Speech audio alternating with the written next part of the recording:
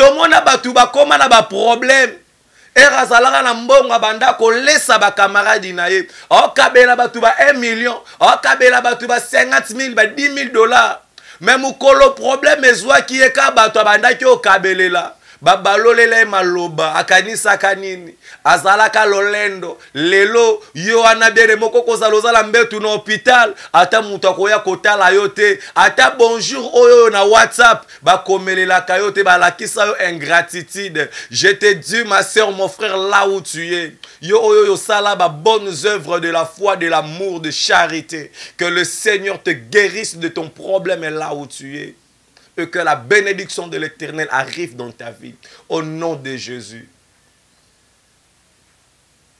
Aujourd'hui, là, on a un problème.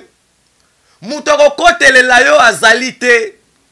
Moutoko défendre yo azalite. Même les bateaux yo osunga bakenda liboso. Basundo la yo babua kisa yo. Kaka bangwana bakoma kotambwisa sango ke azalaki na kisi.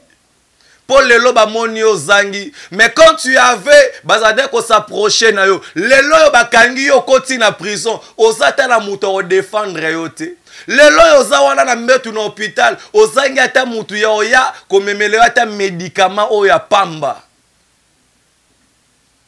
Le loyo bato bande ko sunga, bato bande ko lobela, bato bande ko appuyer, bakende liboso na ba misala na bango lelo babalo lelo minduki.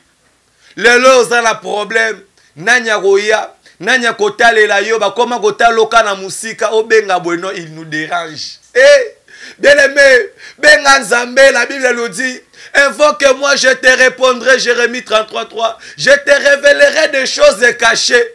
Azanzambe oyatsuka kana ko répondre te, ayaka pe pona ko yanola. Alors bien invoque-moi. Eh, non, non, non, non, non, non. Il va se révéler dans ta vie, bien-aimé. Okomina suka belela Yesu.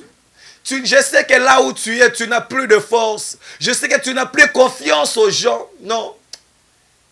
Mais t'allais la zambe oyo atika kabatute.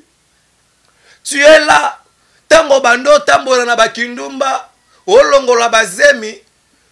Camarade bozalaki na ya bande ko sepela camarade nanga zalaka na ba mibali ya ba ministre azalaka na ba mibali ya bandenge mais lelo yozala katsa ndako libala mwana zoya te camarade wana kima azakuna na ndako ne kuna zobota mais yo muto bande ko sepelisa ye ya ko kende ko bima yo wana lelo mwana te. Non.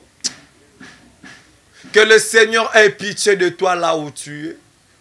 J'ai dit que le Seigneur ait pitié de toi là où tu es. Au nom de Jésus.